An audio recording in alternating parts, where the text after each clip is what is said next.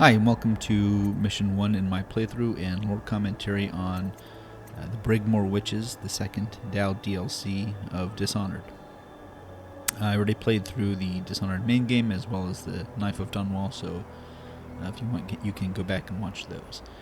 This is a slow, lore-heavy playthrough where I read all the books and give all the background and extra lore information that I know of or can find. So this is the opposite of a speed run.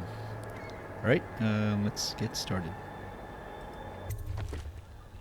Alright, so I had a low chaos run previously, so we're gonna load that progression of the last game and just continue.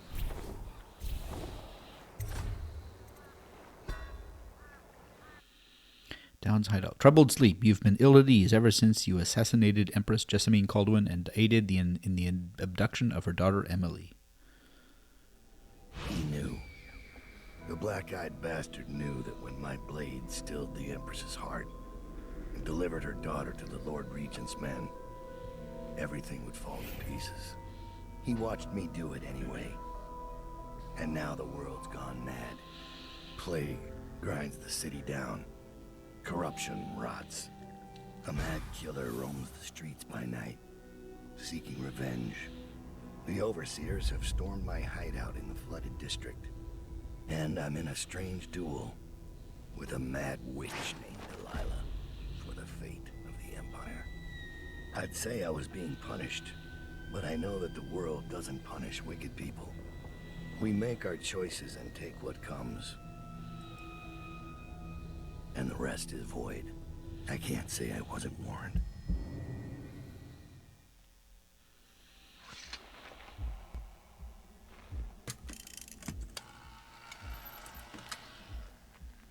The men are recovering well from the attack, but they don't understand the danger they're in. My mother warned me never to make an enemy of a witch.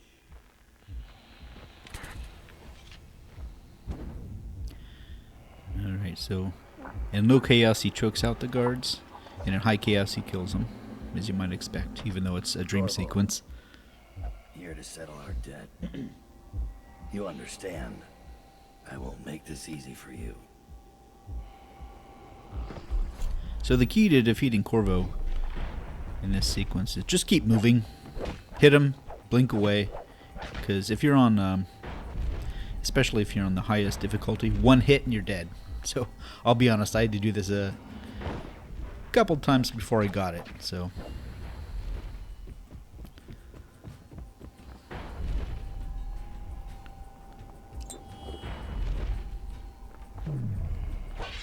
There we go. All right.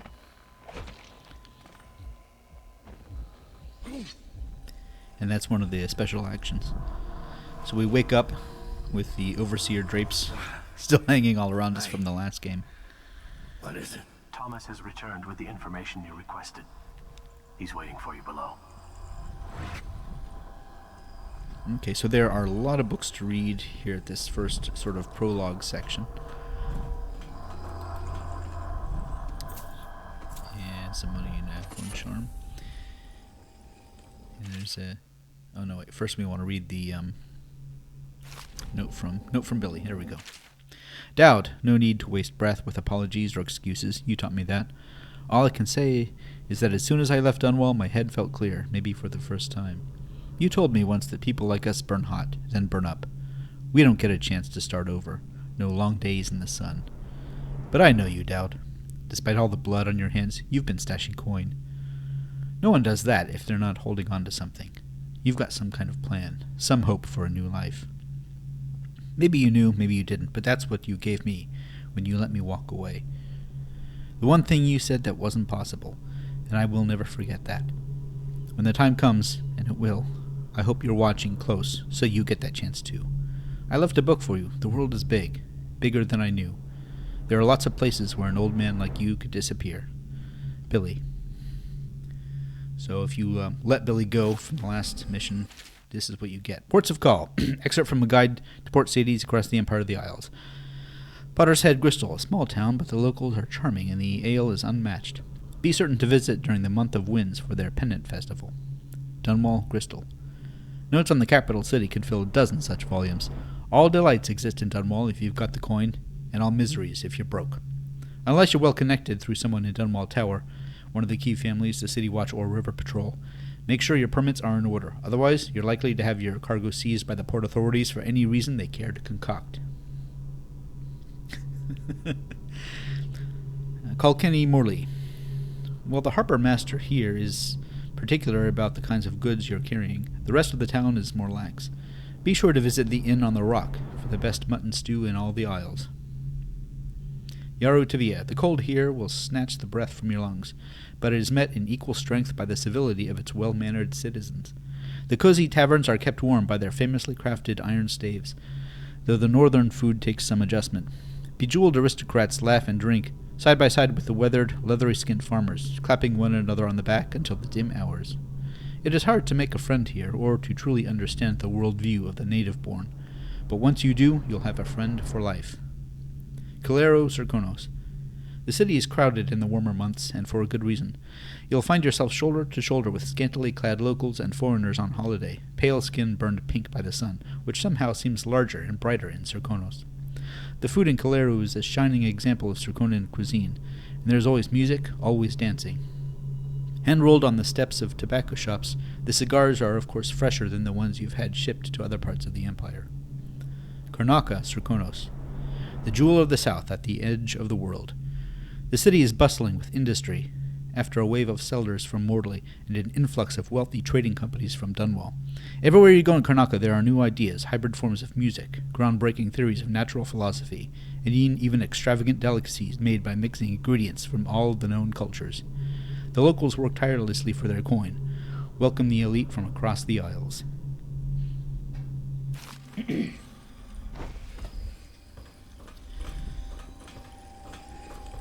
Regency and emergency powers.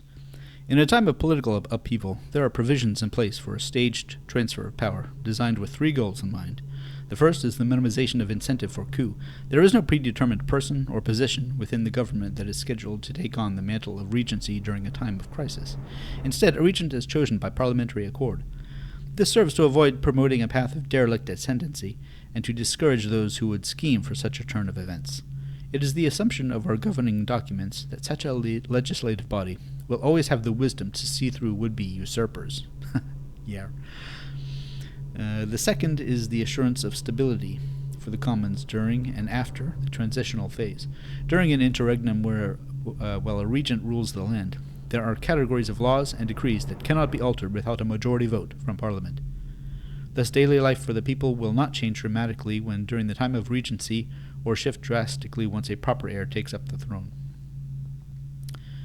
Third, and perhaps most important, is that a worthy successor is found. In order to rule out hasty action and to maximize stability, there will be no term limit or duration applied to the period of regency. Historically, rash decisions have been greatly contested, resulting in extended political turmoil or outright conflict. When the proper heir is found and the position is filled by someone worthy of the role, all others will fall in and provide their support. Well, it's not exactly true. Cobbled Bits of Bone, excerpt from a journal covering various occult artifacts. They say my mother was a witch, but the truth, as is so often the case, depends on perspective and your place in the world. She relied on poisons made from exotic herbs and the blowfish that live in the reef waters near Pandysia. Her power originated in hallucinogenics delivered through guile or by force to those who crossed her. There was an unusual intensity in her gaze for certain, but it comes from within, not from the outsider. It's what happens to anyone pushed to the absolute edge of sanity and survival, who stays there for years then returns to walk among the sheep in so-called civilized society. My mother was crafty, but if it was anything more than powders, hidden knives, and guile, I never saw it. Like they tell children, some of those truly touched by the black-eyed bastard can move through the space between rooftops like a sparrow. Others command armies of rats or poisonous flies as easy as they wriggle their fingers and toes. The overseers are right to fear us, to warn the common folk to stay near their homes at night and keep their families close. But there are other ways his influence manifests itself. Those who serve me share in some of what I can do, and suspect it's the same for Delilah Copperspoon's coven. Then there are those who can craft runes and charms. The old woman across town, they call her Granny Rags. She carves and polishes the bones of whales, stringing them together and opening them to the void until they moan like they're fever-sick on a cold night. I found a few of her talismans, and with each one I touched, a tiny piece of me departed and settled in with her. What does she gain? A longer life? Some other kind of power I don't understand? The making of such things is beyond me. I've known 4 people in my time who carried the mark of the outsider, but I've known dozens more who wanted it, who stood at night in stagnant ponds or begged with the dust blowing through graveyards, people who gutted farm animals or burned the flesh of men, thinking it would call forth the void. I met a dying man once who had collected runes and charms for years. He crushed them all into powder, made a paste, and ate them, thinking he could gain whatever magic was in the things. His death was long and painful.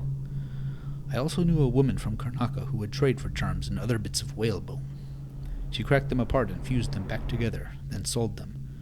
I bought one of these corrupted charms that she swore would cause sharp metal to break on my skin, and it worked. But each time it did, one of my teeth turned black and fell out. After the 3rd time, I gave it to one of my men.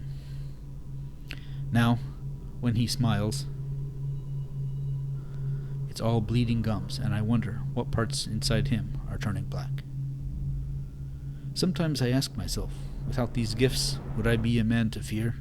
Would I be called the Knife of Dunwall, with my name whispered through the markets and alleyways, the high towers and drawing rooms? I'd like to think so, but it really doesn't matter. As long as I bear this mark, I'll use whatever craft I have to force my will on the world. The harder trick is undoing what I've done. It's obviously written by Daud himself. A little bit of commentary on his black magic powers. And the Reclamation of Dunwall, excerpt from a pamphlet published in response to the plague. Dunwall, the seat of power in the known civilized world, the empire of the Isles. It is our great capital, and it has been brought low by vermin. The very thought galls. We are faced with the reality that our once great city is in a state of shambles, and the few remaining domiciles in any habitable condition are the estates of those wealthy enough to ward themselves against that reality. A city cannot continue to thrive, populated by only the upper classes and their cloistered sycophants. Even if the plague were gone tomorrow, in its present state, Dunwall doesn't have enough hardy people of working age to return the city to everyday function. We must find a way to attract more residents, which requires removing the cloud of fear brought about by the current regime. The Lord Regent and his lackeys are bad for business, my friends. So it falls on us. A plague and a tyrant must be overcome, and after that we must undertake a 3rd miracle, turning the screws on the obscenely wealthy, forcing them to pay back into the place that has given them their privileged lives. It is the powerful and fortunate who must pay for the rebuilding of Dunwall, even if the poorest will bear the stones and timbers of reconstruction on their backs. All this must happen for the dormant machine of commerce to restart. Without that, we are all forfeit, and the greatest city of our age will be lost. Yeah, good luck, but something tells me it won't be so easy.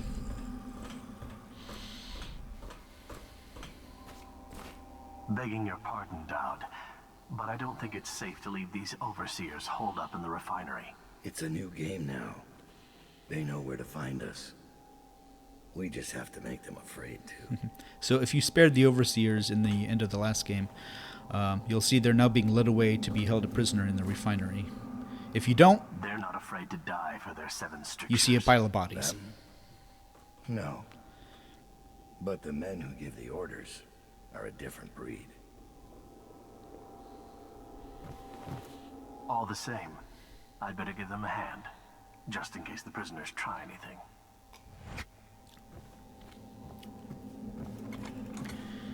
So, if you choose not to spare Billy, out in this hallway there's a little kind of a shrine to her.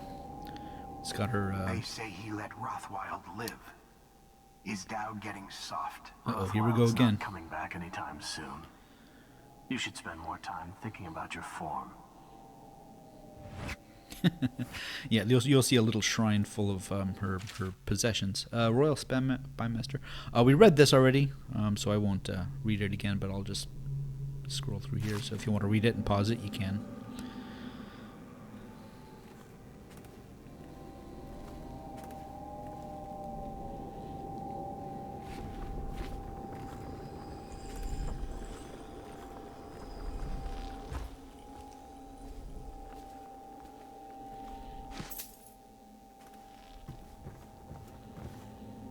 Brigmore's out there, Daud. It's a matter of time before he shows up here. He's got the Lord Regent's army to chew through first.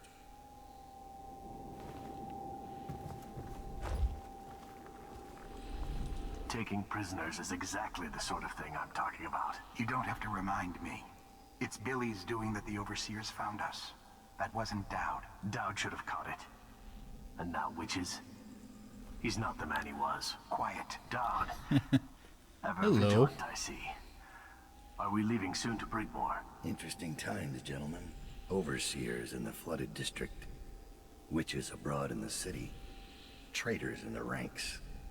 I'd be nervous too. Then I'd remember who killed the Empress in Dunwall Tower. And came out untouched.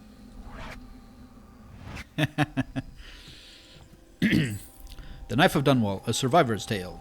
Right. So this book changes depending on what your ending was to the Rothwild mission. So this is what you get when you do the kind of the low chaos run. From a street pamphlet containing a sensationalized sighting of the assassin Daud. Gentle reader, be assured that your coin is well spent today. What you read here may one day preserve your life and your sanity. No one has seen the Knife of Dunwall and lived to tell of it. Until now. The sun was setting, a bloody stain against the sky, silhouetting the noble contours of Rothwild's slaughterhouse. The stench of blood, the flesh of men and whales, soured the air. Daud slithered from the sewers, his body slick with gore and crawling with vermin that no mortal man could have tolerated. His shadow stretched out before him on the ground, and it revealed his true nature. A horned thing, warped by heresy. A shape too terrible to put into words, my gentle readers. A sorcerer from the void, without question. I could hear the moans of the dying workers he left in his wake, but he did not even pause to acknowledge their plight. For his heart is colder than Tyvian ice. I don't think it happened quite that way, but instead he let out a guttural howl of victory, the shock of which snuffed out the life of those poor dying workers, and then he bounded away, moving from roof to roof, back toward the streets, and this was where I thought this chapter would end, until I heard the music. The grinding metal music of the Overseers echoed from the nearby alleyways, and I knew there would soon be a fight. With only my sense of duty to the fallen citizens of Dunwall to keep my fear from overtaking me, I inched closer to the mouth of the alley for a better vantage. A brave contingent of Overseers had captured one of Daud's lieutenants lurking in the alley. He or she, for I could not tell beneath the thick leather of the industrial whaler suit, was prone and tied with sturdy ropes surrounded Overseers. But their fixation was ultimately their undoing. Daud fell from above, moving through the air as easily as a falcon. I swear it upon my spirit. Without sound he glided down among them, and the music maker was the first to die as Daud tore the man's head from his shoulders. The wretched song faded in a discordant wail. Then I watched as the most notorious assassin of our time became a flurry of leather, metal, and blood, deflecting bullets and sword blades with ease. The last Overseer, no doubt consumed with terror at seeing his brothers fall so easily, sank to his knees and begged for mercy. Daud spoke a single word that made my entrails squirm in my belly upon hearing it. The Overseer shrieked like a madman until his mask split in two as though struck by some hammer and chisel, and a stream of blood gushed forth from the crack, bathing Daud's boots. I closed my eyes at that point, too overwhelmed to witness any further atrocity. I could only hope that if that foul heretic discovered me next, my life would end swiftly. But when I opened my eyes, Daud was nowhere to be seen. That was the last I ever saw of the Knife of Dunwall. So heed my warning, gentle reader. Should you or anyone you love witness some misshapen shadow fall across your path, or should you hear the slightest rumor of dark words whispered from the rooftops, then flee. Flee with all haste. So, highly sensationalized. And then there's a rune way up on top of this bookshelf for some reason. This will hold while we're away. Anything short of cannon fire. Let's hope it won't come to that.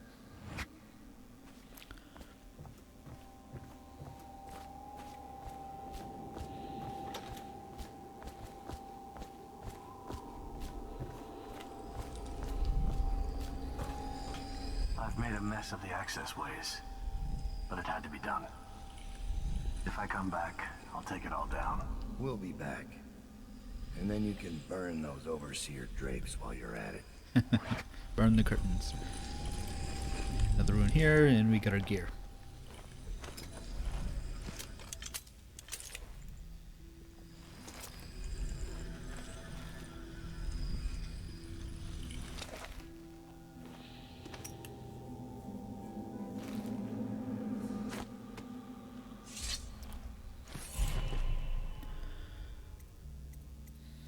Alright, so we got 4 runes. Let me get pull.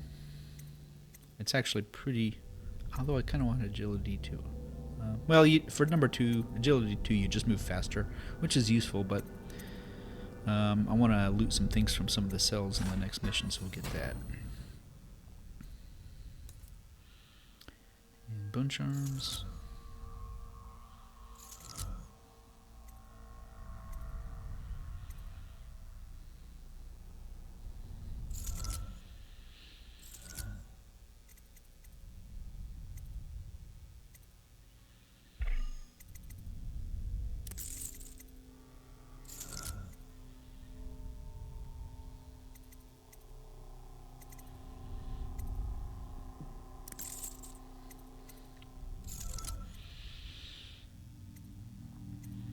Okay, here's the corrupted charm. So it's got a benefit, but it also, you have to pay a penalty for it. So I usually don't use them.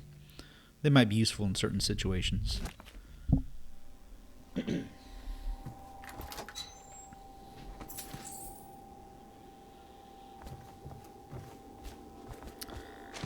Some blueprints and Metaphysica Mysterium, already read.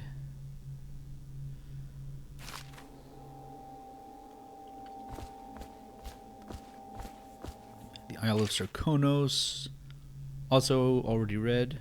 You can read it there if you want to pause it. And the Whalers, definitely already read that.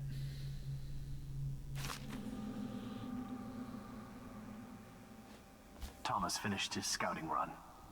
When you've talked to him, I'll give you the latest word from inside the prison. There's a crude sketch of Coldridge. It's so funny, all the assassins, the Whalers, have the same voice actor, including Thomas. Alright, Thomas's journal. A recent journal entry written in a careful hand. Our troubles began with a name, Delilah. A mystery given to Daud by the face he sees in his dreams, and whose voice he hears when kneeling at the shrines hidden in the lost parts of the city. None of us have ever heard this voice, but we know its power. It spoke to our master, telling him of his coming doom and saying that solving this riddle was the only way to escape. We knew nothing of Delilah, except that we found a whaling ship by that name. A tenuous connection, but where the outsider's word is concerned, there are no coincidences. We discovered the ship was named after a woman who once walked the halls of Dunwall Tower with Jessamine Caldwin. Later she became a painter, an apprentice of Sokolov himself, until she snared an aristocratic patron named Arnold Timpsch. We met with Timpsch's niece, who offered us information on Delilah in exchange for eliminating her uncle. Removing aristocrats was our specialty, so our master agreed. With barrister Arnold Timpsch gone, his niece divulged everything she knew. Delilah was much more than a painter, and she was hiding in the old Brigmore Manor outside the city. But by then we were too late. Delilah anticipated our threat. For some time she had been working her corruptive influences on the best of us, the assassin Billy Lurk. Delilah turned Lurk against us, and together they sold us out to the overseers. When we returned to our hideout in the flooded district, we were swarmed by gold masks and hounds. But Daud is quick and wise in our trade. In the end, he kept us alive, though there were losses. Now our resources are strained. Some of the men are grumbling. I see the strain on Daud's face. Killing the Empress, handing over her daughter, those are not easy burdens to bear, and Lurk's betrayal weighs on him heavily. His sleep is troubled by curses and shouts. Now we make preparations to strike back at Delilah. She is planning something in Brigmore, something that affects everyone in the Isles, and she will be expecting us. Like our master, she shares her gifts from the outsider with those who follow her. How many are they, I wonder? I have no secrets from my master. My loyalty is without question, but I fear these may be the last days of the Whalers. Perhaps the last days of Daud. So that's basically just a recap of the Knife of Dunwall. If you haven't played it for some reason, I don't know why. Lizzy's tried. Getting her to lend us her boat will be a bit complicated, however. She's in Coldridge. From what I hear, they've got enough on her to hold her for about 1,000 years. Coldridge, we can use this. We'll get her out. And Stride will have to pay back the favor. We'll have our transport. Ready to leave, sir? Or should I wait? One more quick thing I just want pleasure. to show. So, Here's a wanted poster for Lizzy Stride. Let's see if I can zoom in. Wanted for murder, smuggling, river piracy, Lizzy Stride, enemy of the city of Dunwall. The offenses of this vulgar woman are crimes under the laws of the City Watch of Dunwall and the edicts of our brave Lord Regent in these times of peril. Reward of 5,000 coins for capture or death. Reward will be paid in coin by the Wrenhaven River Patrol, in addition to bounties offered by the family of the late Captain Rutherford Farrell and other private citizens of outstanding organizations. So, if you remember in the last game, we read the book, Boat Checks on the Wrenhaven, and it talked about this encounter that this smuggler had with Lizzy Stride. It was pretty gruesome, so that's why she's wanted here. After Corvo's escape, it's going to be more difficult to break into Coldridge. They've installed arc pylons, and they're blaring Overseer music over the loudspeakers. Our talents will be suppressed until we get inside. I have other talents. Is it time to go, sir? I think that's it for here.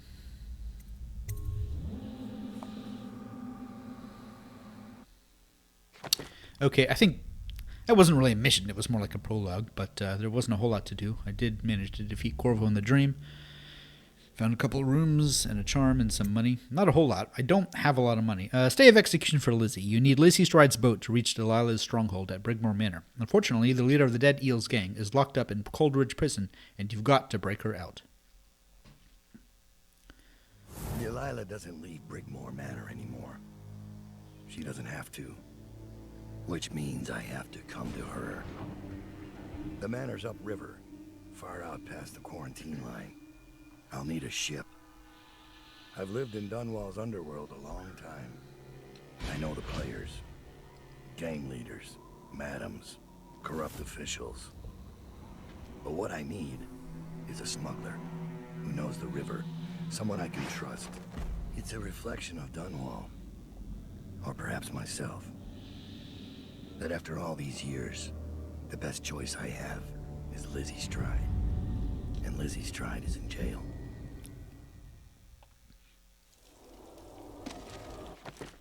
Alright, so some upgrades are available, but I don't have much money, because I didn't have any money at the end of the last game. So I'll get some favors, but I won't get the upgrades now. I'll get them later.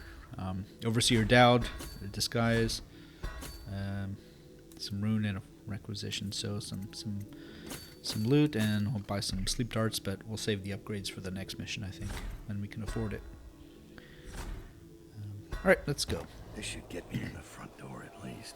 Looks like I'll need to check in with those guards by the gate.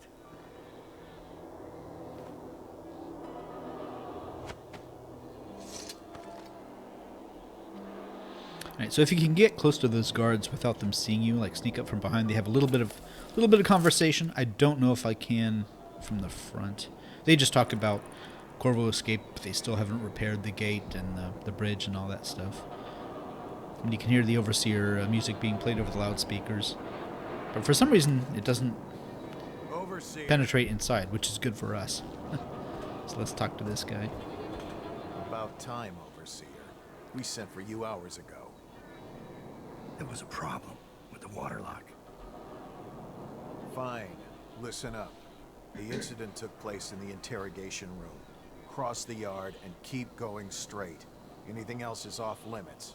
Understand? Don't go exploring. Don't speak to the prisoners. We're not here to listen to you preach. Don't forget you're in Coldridge now, not the Abbey. We asked you here for one reason. I'll be gone before you know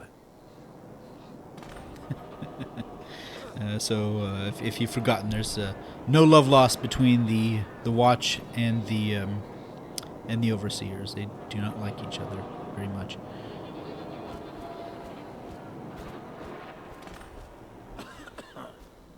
Guard, open the gate. You want the interrogation? That's where it happened. Overseer arrival. Remember that an Overseer has been summoned to address the situation in the interrogation room. Until the Overseer arrives, no one is to enter the interrogation room.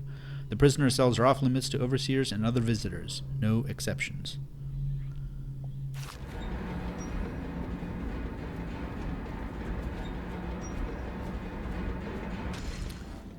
And there's the way out to the execution yard. We'll visit that later. So you want to make the best use you can of being able to walk around. Construction report. Additional security installations along the execution yard are complete. Additional work on the main gate will continue throughout the coming days. All workers must show identification for the duration of the construction. Log warning. All logbook entries must contain the prisoner name and the destination cell number.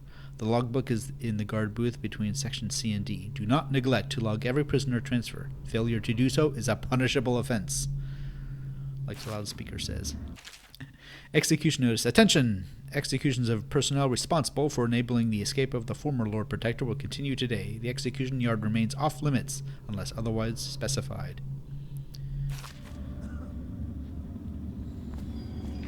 Don't look at me. I don't know anything about what happened. So this yard existed in the main game, but we couldn't visit there, but now we can. Log updates. Remember to take extra care in logging transfers. Even temporary transfers of prisoners from one cell to another must be recorded in the logbook. Ensure that the logbook is available in the guard booth between Sections C and D at all times. They really want you to know about this logbook.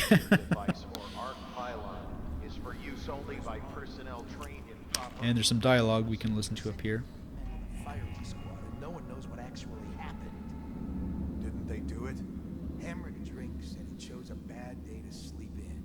Morris lost his nerve at the sewer gates. Neither of them knew anything. They died to satisfy the Lord Regent's office. And Officer Thorpe. Officer Thorpe. Slipped him the key. Everyone knows that. He got weak. They paid him off, but he couldn't tell us who it was. And believe me, he wanted to by the end. You've seen Corvo train, haven't you? Once he had the key, there was no stopping him. And the way he went off that bridge, how do you stop a man who'll make a jump like that? Like he doesn't care. Or like he's more than human. You think he's I think we played that overseer noise for a reason. I think there's more happening here than any of us know.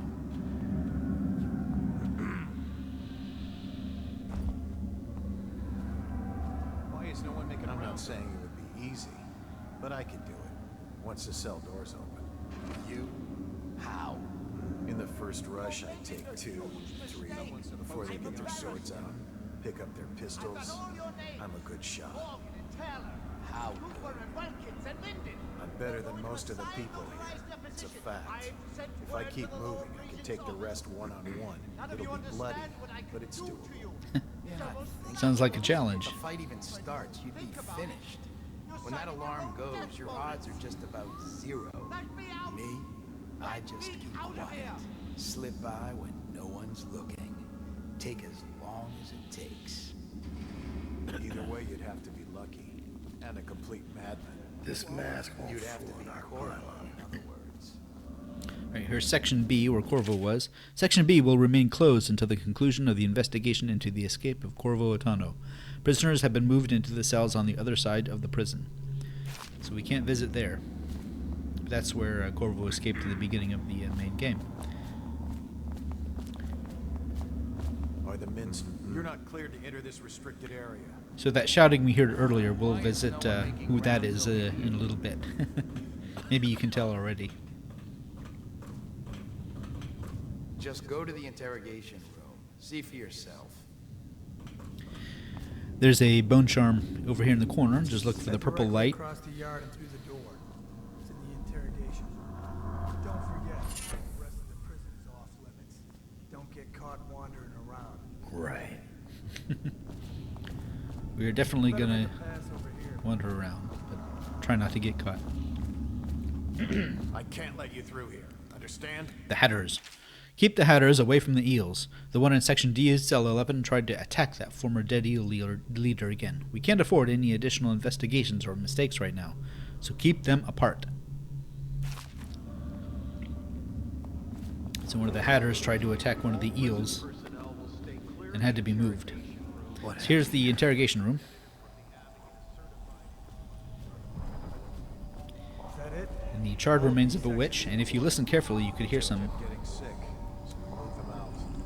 seem to be whispers, but we can't quite make out what they're saying. I can't anyway, maybe you can. Is she strapped in right? Good. Doesn't look like much, does she? Comfortable? All right, we'll get this done. Let's start with how Ruin. you got into Dunwall Money, Tower money, in the money. first place. Was it one of the servants that let you in? One of the guards? Nothing? All right. Corporal, use the hammer. That's right. The smaller one.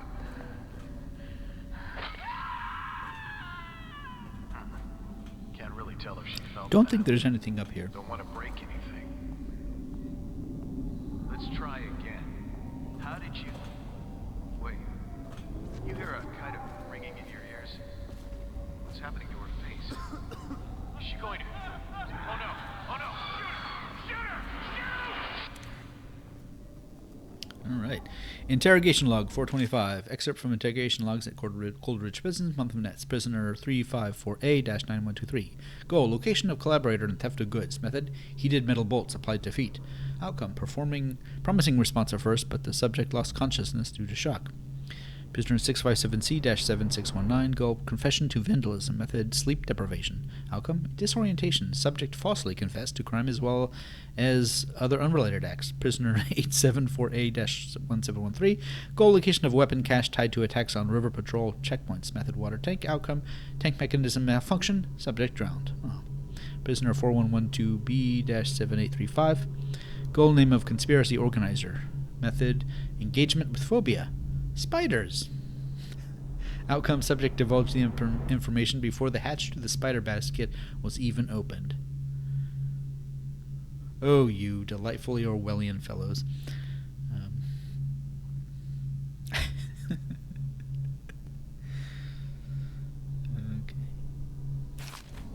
Document request. Dear Officer Ashfield, I would like to most humbly request access to documents concerning the new experimental choke dust, which you may have recently found yourself in possession of.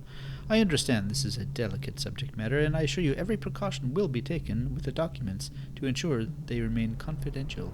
If access to these documents is agreeable to you, please have one of your men deliver them to my cell. Respectfully, your friend in A25. That's a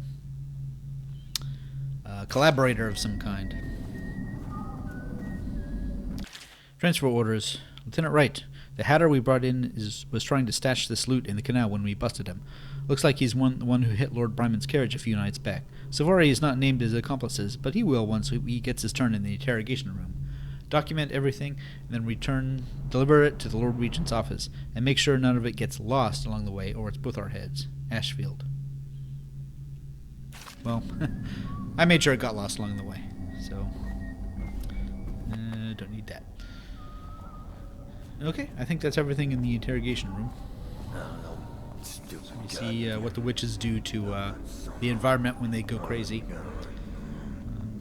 Sometimes that guy's standing in front of the door and you can kind of choke him out and drag him in and no one sees you, but you want to kind of hide the fact that you're using your powers here. Hide behind here and get this guy. Then you can pretty much move around on the upper levels unseen if you're careful. This disguise won't help me if I'm caught in a restricted wing. Is this another Sokolov invention? It's because the Lord protected me. Someone paid. So before we go to the cell control, we got to find out which cells to go to. All cells in section B are under quarantine. Why'd you take my money? Prisoners who have been transferred from section B Sounds like a poxy prostitute. for signs of infection. They spread plague very easily. Take that, take that. So this is the guard booth between sections C and D that they were talking about.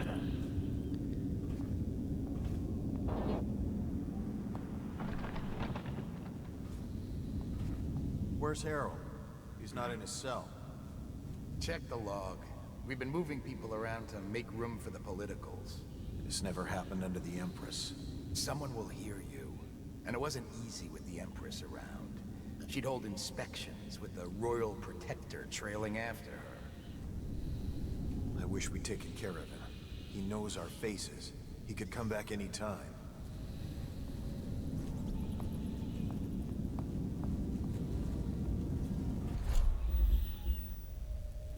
I think we'll use Ben time on these guys.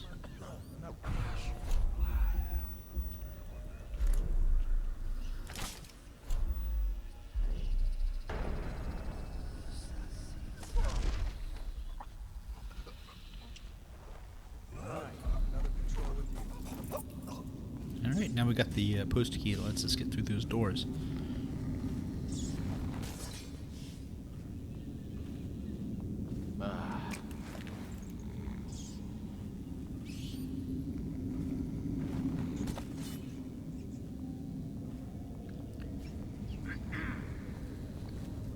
Right, and so one of the favors was a some material in here. As requested, your special order has been filled. So we get some stun mines. Don't know if I'll use them. Maybe not, but it's good to have them. Don't need the bullets.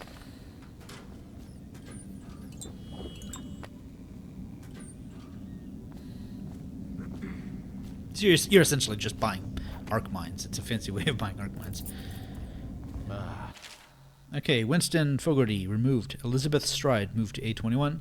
Lucas Penrose moved to D11. So Lucas Penrose is the Hatter who attacked Lizzy and had to move to the other side of the prison. And Jane Cochran temporarily removed. We won't think about why she was temporarily moved and what for. But yeah, that's the logbook. So now we know Lizzy is in A21. She's usually in A21. Supposedly it's randomized among like 6 different cells, but I swear 80% of the time I play this game, she's in A21.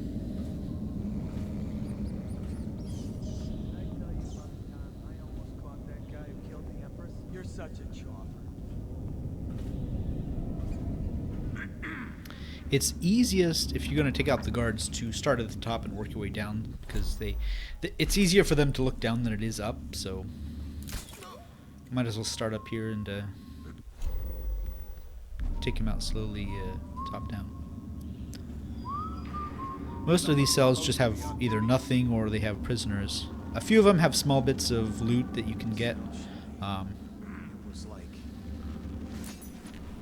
That's why I got the pull power. You can just sort of yank. There you go. There's some. I think it's that blueprint. You can pull it out there. Yeah, and then. Yeah. So it's useful for that. Until the representative from the Abbey has certified it is free of any heretical corruption. And there's Lizzy. Tried. She's in rough shape. So if you come into this cell, there's this is clearly one of the more privileged prisoners. And then you can see there was a game of Nancy in progress, so you can get some loot here and a key. So these cards are they're not quite the same as the Dishonored Tarot, but if you look, you got a kind of a rat in the middle on the back of it. So this is a game of Nancy in progress. And you can look up the rules for Nancy. It's very complicated. Like I think I said once, it's basically euchre on steroids. I never learned how to play euchre. It's still incomprehensible to me, so don't ask me how to play it.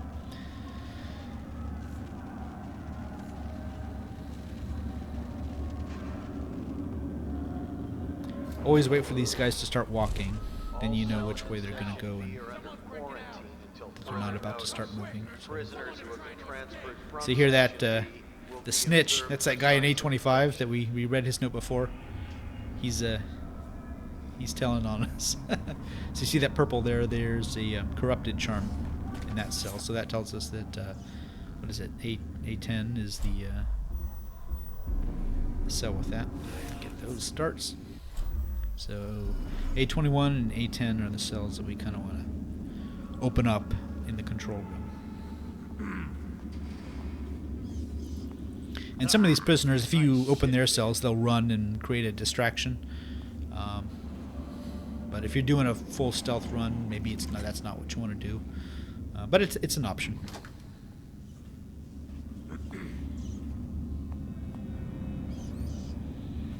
Trembling hands, blood from the eyes. Any day now it'll start.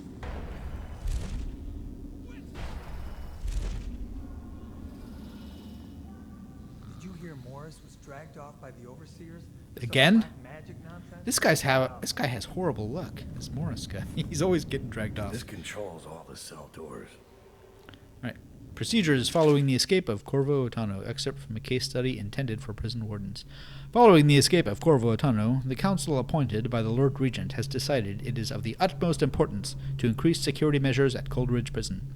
The recommendations made by this report include structural measures such as increasing the heights of walls, sealing ventilation shafts, and ensuring sewer entrances are inaccessible.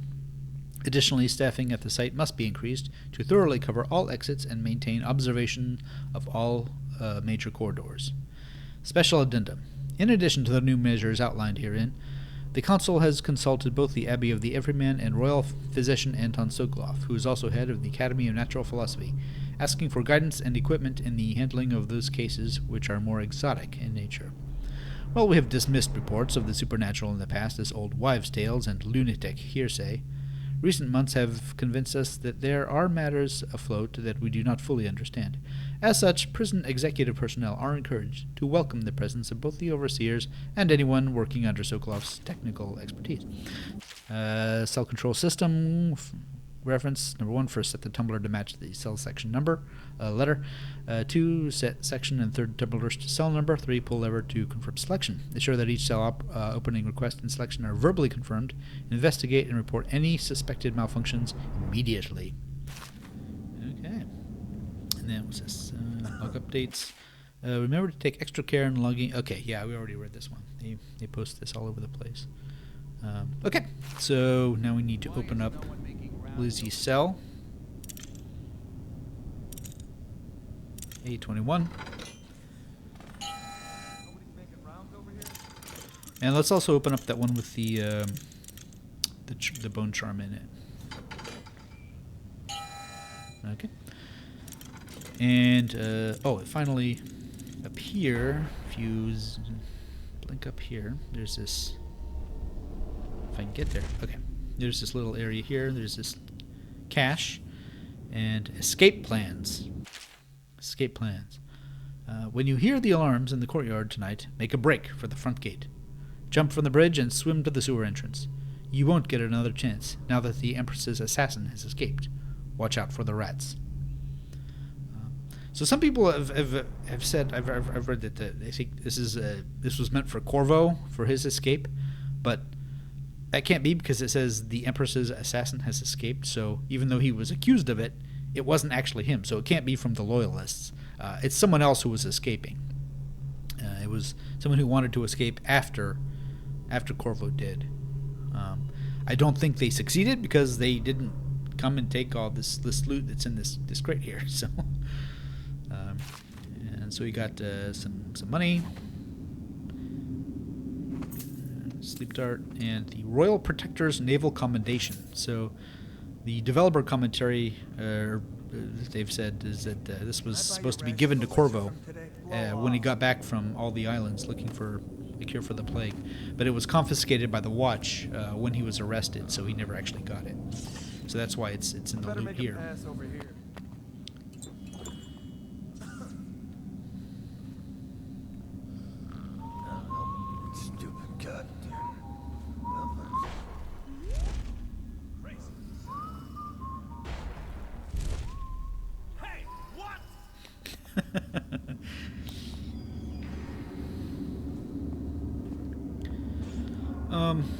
Let's see. Jeez, if I can get up here. So there's a guard down here talking to a prisoner. I think you can choke him out. What is... Oh, they're still... Man, no, they're still looking through the bars over there, so... Don't think we can do that. That's alright, we can go another way. Come over here.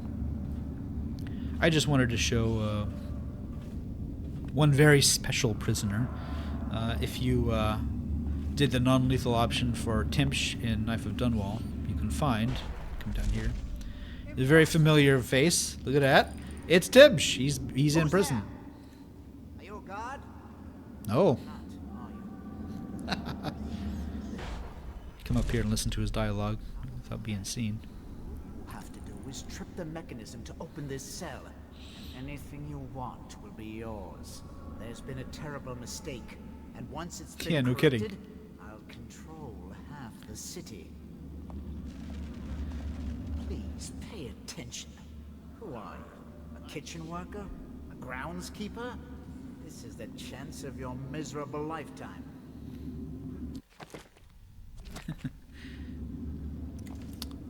Yep, that's Timsh, all right. Let me get rid of this guy here.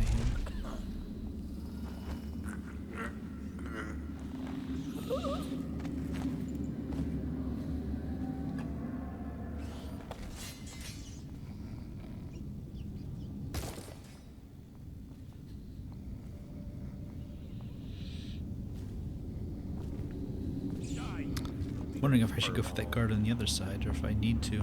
Probably don't.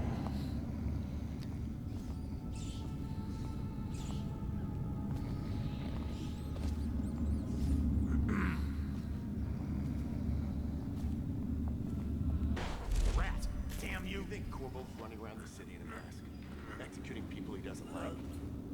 You're crazy. No, no. I've seen him. Remember? At the riots. What was he like? Cold. Thoughtful, almost. I bet when he left here, no one saw a thing. Not until their neck snapped. That was then. Alright, so there's a little note here. What does it say? The good barrister, Timsh, has no money. They took all his stuff when they threw him in here. Don't bother listening to his bribes. So all the stuff he's saying is not quite accurate. So we're not going to let him out, even if he might cause a distraction. You just haven't been there to see it happen.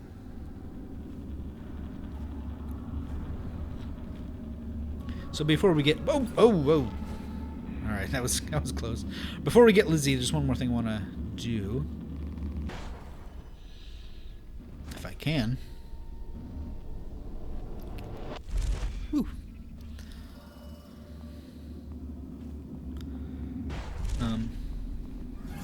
Someone get over here. Ah. Alright, so, I mean, if they see you use your powers, you'll be exposed, but maybe if you show up somewhere you can't possibly without powers, then they'll also see you as well. How am I going to do this?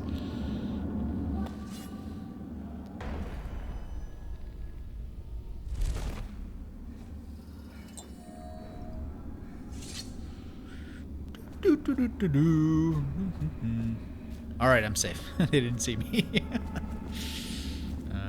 Okay, so if you want to go out to the execution yard, you have to go up through here on these pipes. And we can actually prevent the execution of Officer Thorpe, who was the guy who helped Corvo escape in the very beginning of the first game. Yeah, you should eat, Corvo. This comes from a friend. That guy. And a couple of others here. They don't hesitate to kill their own. You failed to appear for service.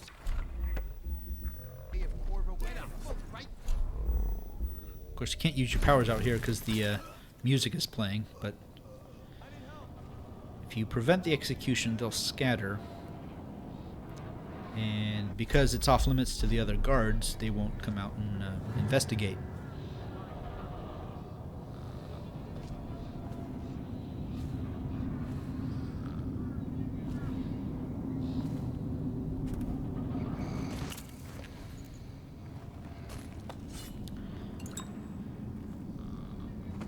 Alright, the sewers beneath Dunwall. I believe you already read that.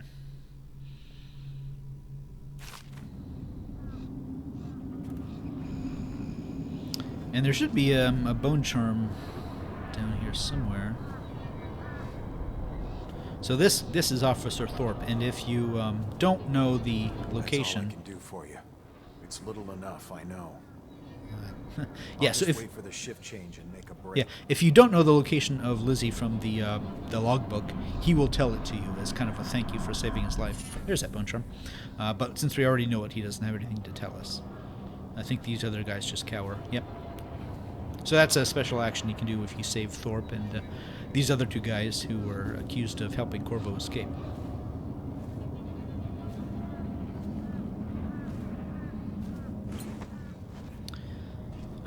And if you clear this area first, it's a good way to get out of here, carrying Lizzy without alerting the guards. So it's a good thing to do ahead of time.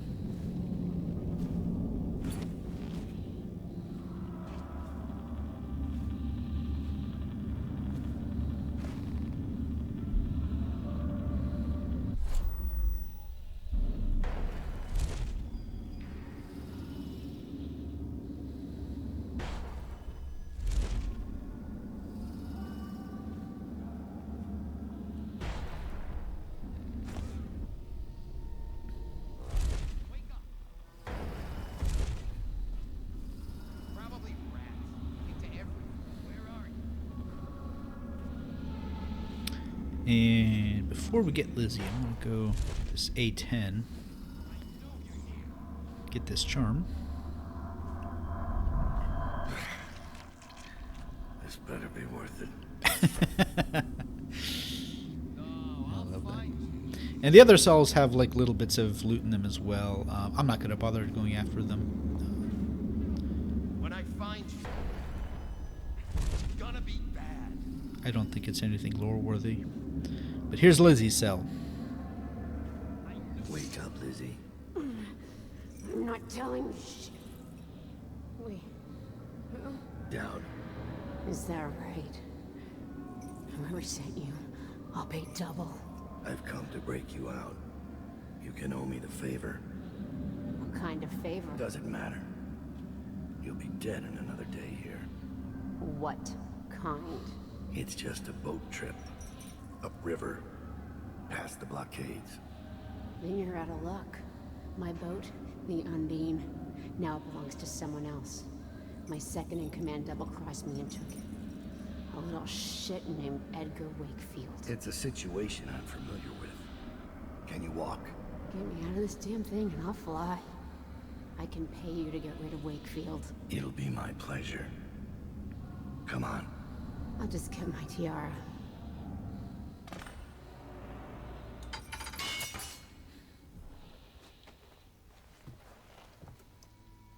Down. I think I'll have to carry her out. Okay, so there's Lizzy Stride. So we already heard about her her filed teeth. You saw those there. But contrary to rumor, she does not, in fact, have webbed feet. So you see, normal feet.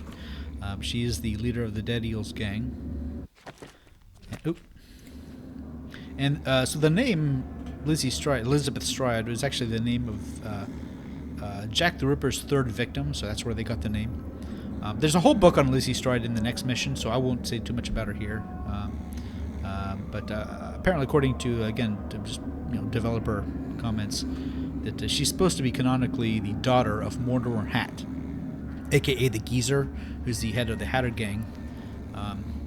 He's supposed to be her father, although we don't learn that explicitly. That's supposed to be the case.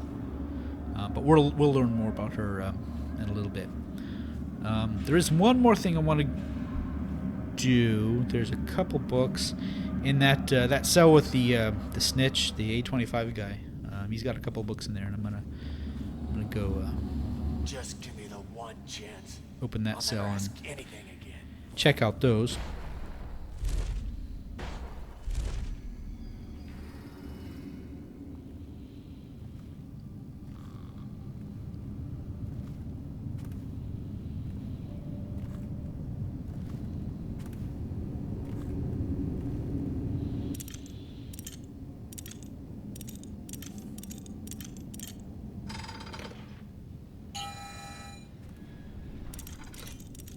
I swear, in a very early version of this game, those numbers and letters on the dial were very hard to see.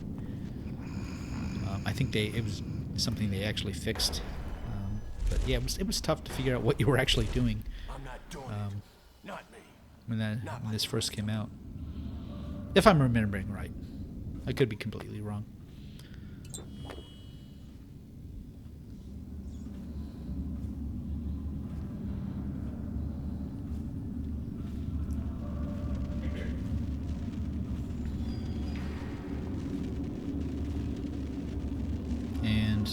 Alright, he's gone, so we don't have to mess with this guy. Again, another privileged prisoner. Ethical experimentation. I've managed to get my hands on an experimental formula being tested right here in Coldridge Prison. A mixture the prison guards call choke dust, which is normally capable of rendering prisoners vulnerable for a few moments. However, this new formula has the potential to make the victim forgetful as well. It's as if, once breathed in, the dust causes an acute temporary stupor. So that'll be useful to us later on. I think they call it baffle dust. Modern incarceration technology. Excerpt from a presentation at the onset of the plague. Once again, I have been asked to solve the problems of the dismal past, and once again I have delivered the solutions required by our present situation. As with all my work, it is simply that a mind capable of understanding their potential is required. For the benefit of the Lord Regent, and to the detriment of those incarcerated in Coldridge Prison with an aptitude for escape, I have recently adapted one of my inventions for deployment in that dank and depressing place. The potential function of these devices at the prison should now be clear to all, following the latest round of testing. With the associated power complications resolved, I have therefore recommended a two-stage implementation, starting at once. The first stage involves a recent device, simple to deploy, designed to stun the escaping prisoner. The second is a more powerful deterrent, the lethal and increasingly popular arc pylon. In combination, properly applied, these devices will make Coldridge Prison inescapable.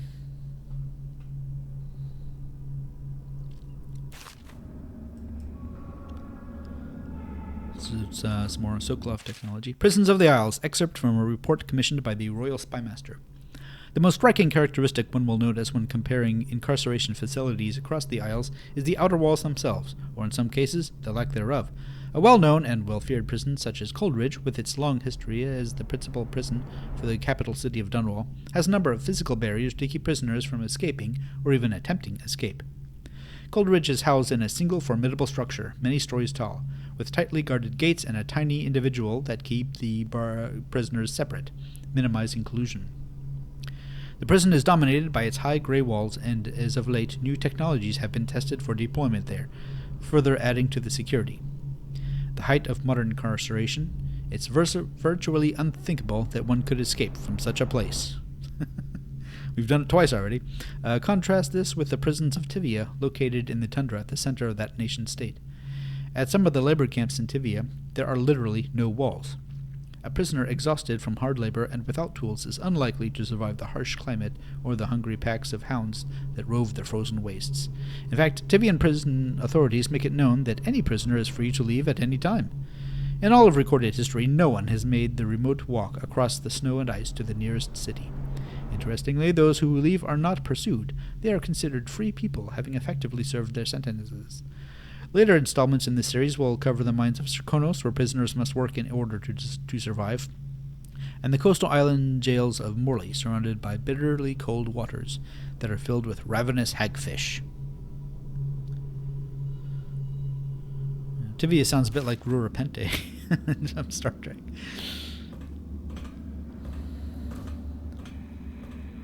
Okay, I think finally that's it, and we can make our exit from Coldridge.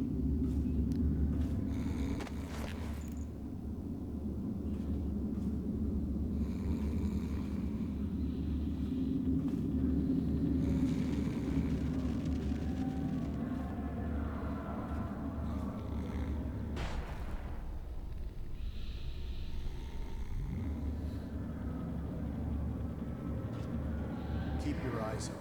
Possible escaped prisoner. So again, when you're carrying a body, your movements are constricted. You can't kind of blink and then mount up, but you can kind of do that.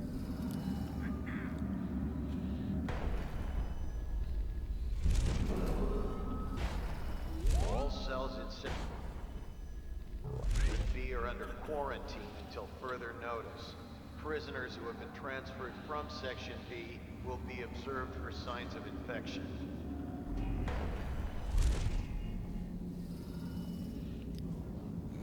Okay, and now that we have cleared this yard, we can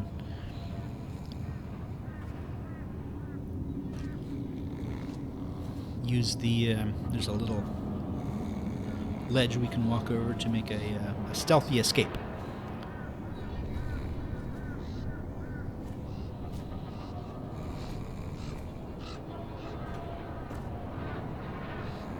Yep.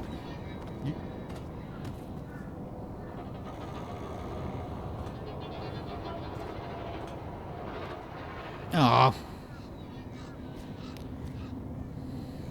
Try that again.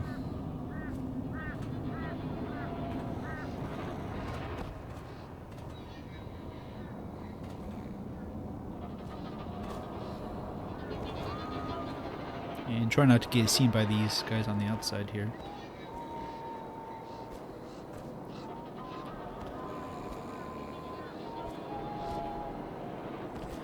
And we can pick up the final rune down here, right there. That's one of our favors that we bought.